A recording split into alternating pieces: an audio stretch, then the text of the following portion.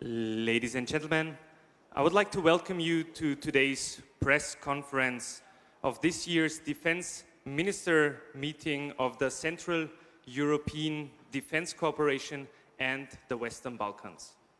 I would ask the Austrian Defense Minister Klaudia and the Deputy Defense Minister of the Czech Republic, Daniel Blaskovic, to join me on stage.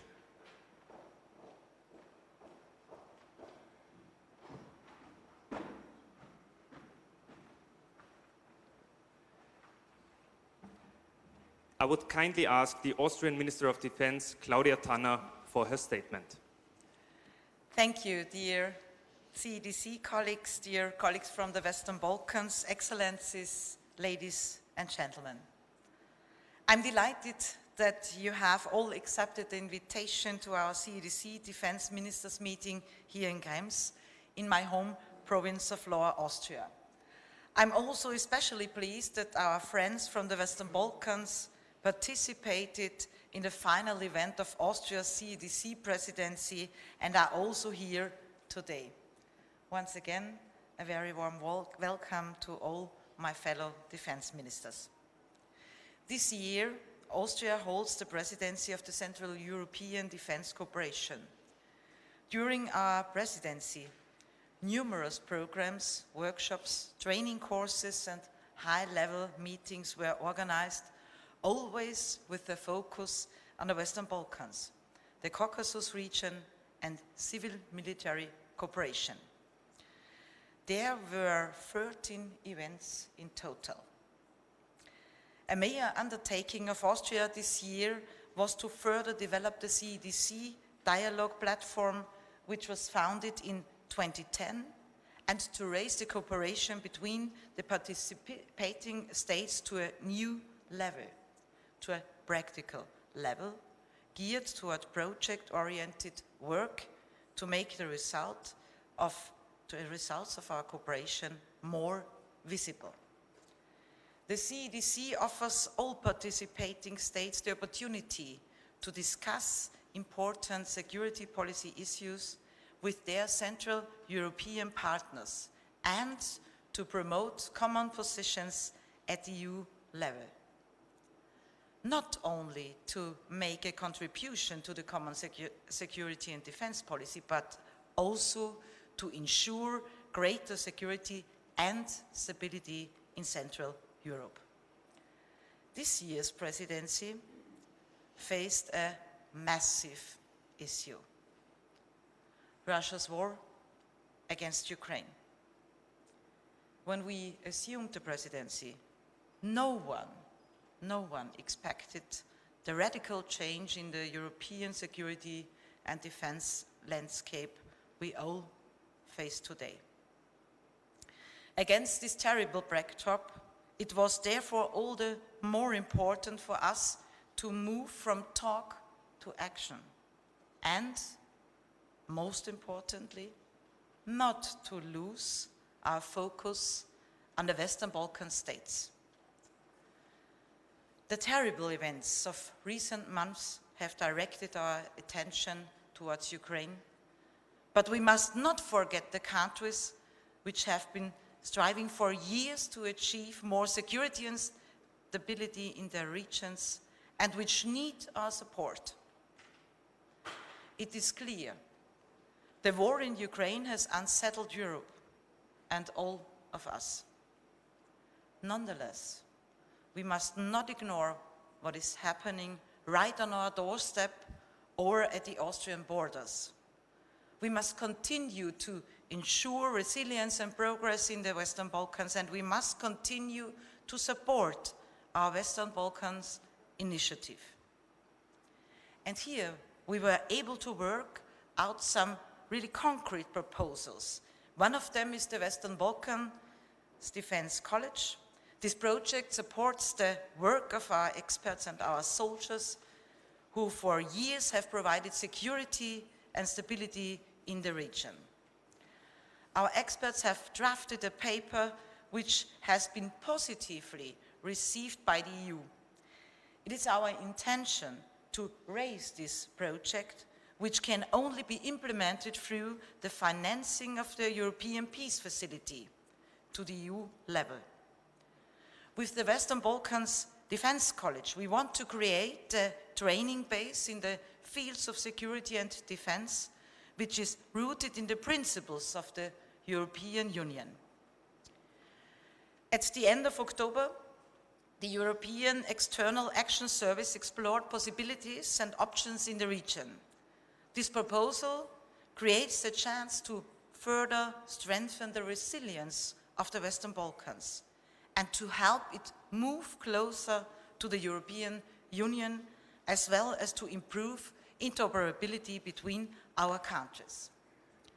Of course, during our meeting, we also talked about the issue of migration, which affects us all, especially with regard to the Western Balkans route and the states in Southeast Europe. We have to be clear. Migration does not start at the Austrian borders. We therefore need to cooperate even more closely with our neighbors to stop illegal migration together. You see, ladies and gentlemen, the CEDC is an important format to strengthen Europe's common security and defense policy, and the CEDC should continue to contribute to regional security, stability and resilience in the Western Balkans and the Caucasus region. Through joint projects and activities and through dialogue platforms such as this one, we are moving closer to our goal of creating a secure Europe. There remains, of course, much work to be done. But we must not tire of achieving our goals and must continue to focus on what is important. So thank you all. Thank you all for your commitment.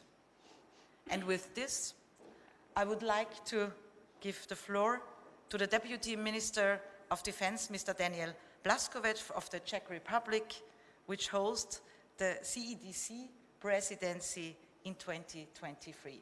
Thank you very much. Thank you very much, Madam Minister. Security of Europe is based on cooperation. The war in Ukraine has only proven that the supply of weapons, equipment, ammunition, and humanitarian material would not have been possible without the cooperation of Western and Central European states. It is evident that Putin's Russia has been trying to undermine our unity and cooperation for a long time through various forms of hybrid interference. Putin knows that only a united and cooperative West is strong. So he's trying to divide us. Therefore, the Czech Republic welcomes any platform that deepens this cooperation, and CEDC is definitely one of those platforms. Here, Madam Minister, I would like to thank Austria for its efforts within CEDC throughout the year. You've done a really great job. I would like to thank you for that. And I can promise you that during the Czech presidency in the CEDC, we will try to do our best to continue in this effort. You just started. We also welcome the CEDC's focus on the Western Balkans. Western Balkans is one of the key regions we focus on during the Czech presidency in the Council of the European Union. And since the Czech Republic is taking over the CEDC presidency next year, as I already mentioned, I would like to make it clear here that the Western Balkans here will be among our priorities. We see the stability of this region as extremely important. From a security perspective, the Western Balkan is an important road for migration from the Middle East, a place associated with Russian hybrid activity, and a region where stability cannot be taken for granted. The Czech Republic therefore supports and will continue to support efforts aimed at integrating the Western Balkan countries into Euro-Atlantic structures. However, let me state that the economical and security-wise stable Western Balkans is also a guarantee of our security. We have supported the region since the 1990s, when we started contributing to the missions in the area, and we continue to do so.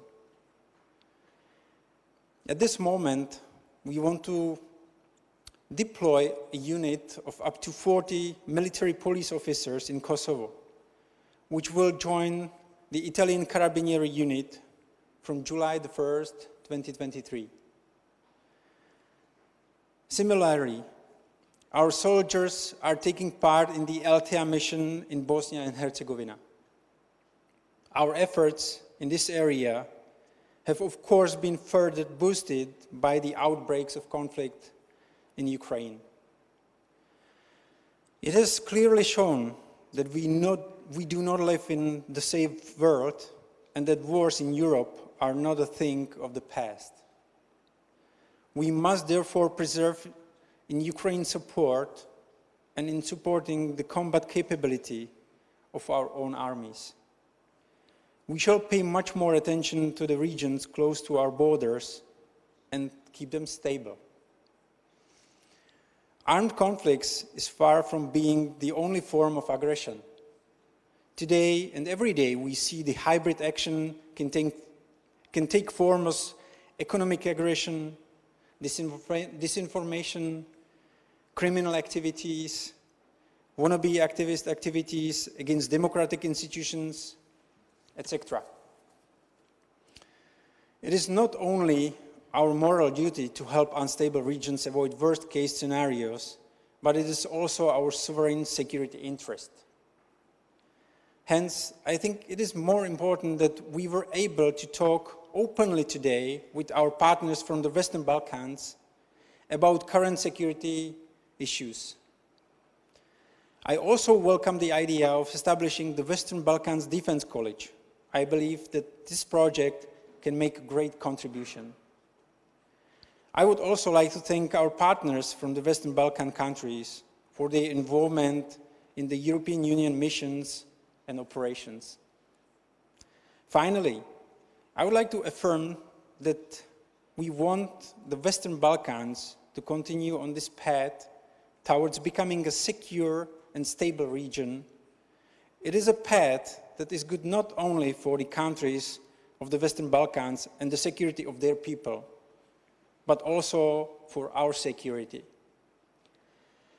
On behalf of our Madam Minister, Jana Černochová, I would like to invite you all to Prague, which we will be hosting during our presidency in the CEDC, and we hope we're going to have a great time like we did here in Austria.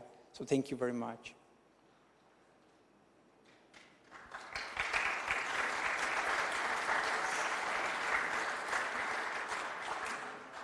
Thank you for your statements. Ladies and gentlemen, this press conference concludes this year's Defense Ministers meeting. I hope you had a pleasant stay here in Austria, and I wish you a safe trip back home. Thank you. Goodbye. Madam Minister.